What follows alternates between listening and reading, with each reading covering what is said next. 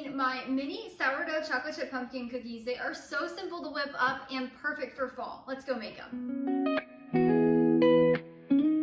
My full written recipe is linked down in the description below. You'll just click that link and it'll take you over to the blog where you can print and save anytime. But before we get started, you want to preheat your oven to 350 degrees Fahrenheit, as well as line a sheet pan with parchment paper. And then to get started, you want to grab a mixing bowl and a fork. We are not using an electric mixer, just a fork. I made this recipe really simple and easy, so anybody could make it. You don't have to have a ton of fancy gear. So to get started, you're gonna add in 1/3 of a cup of pure cane sugar. You could also use regular granulated sugar, as well as 2 tablespoons of softened salted butter. So you just want to make sure it's room temperature. And then you're just going to use your fork to mash this together. So you're just gonna kind of cut the butter into the sugar. Now, most recipes for cookies will have you use an electric mixer. I use an electric mixer myself for a lot of cookies, but I wanted this recipe to be really simple and easy. I mean, we all love pumpkin. We want to have something quick and simple to whip up during fall, so this is your recipe. If it's a Saturday morning and you want a sweet little pumpkin treat, this is perfect. They're just so simple and wholesome and so yummy. So after you've done this for about a minute, your mixture should be a little bit fluffy like this. And then we're gonna add in 1 egg. So just crack that right into the bowl. And then I'm gonna go wash my hands quick. You're just going to mix this egg in with your fork.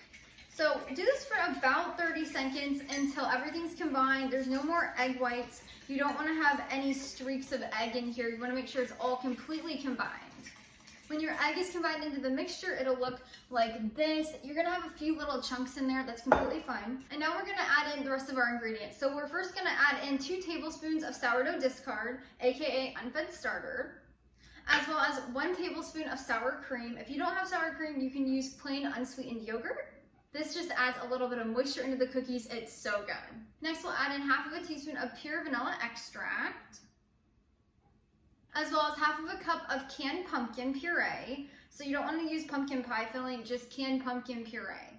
Next, we'll add in our spices. These are going to make it taste so good. So first, we'll add in 1/2 teaspoon of sea salt. You could also use regular salt. 3/4 teaspoon of ground cinnamon. It smells so good already. And then 1/8 teaspoon of ground nutmeg. It adds a little bit of warmth. As well as 1/2 teaspoon of baking soda. And finally, we'll add in 1 teaspoon of baking powder. Now, if you're gonna do the long ferment, which is a completely optional step, I'll show you here in a little bit, where you cover the bowl and put it in your fridge up to 48 hours, and the sourdough cultures ferment all of the other ingredients, giving you more fermentation benefits. Wait to add in the baking powder until you're ready to bake the cookies. So I'm going to continue this recipe and do the quick version. Again, if you want to do that overnight ferment, I'll show you here in a little bit when to do that, but I'm gonna add in 1 teaspoon of baking powder. And then we're just gonna take our fork and combine this as well. I grew up in the Midwest, which means Kroger was the main grocery store for us. And in the bakery section every fall, they would have these really soft, fluffy chocolate chip pumpkin cookies. I waited all year for that. Even in high school, I was never a pumpkin spice latte person, but I was a pumpkin chocolate chip cookie person. So I wanted to recreate these in our own home. We live in the South, there's still Krogers all over the place, but I wanted to have a wholesome, made from scratch version that was really easy to whip up at home anytime. Once you have everything combined, you'll add in 1 cup of all-purpose flour, as well as 1/4 cup of semi-sweet mini chocolate chips.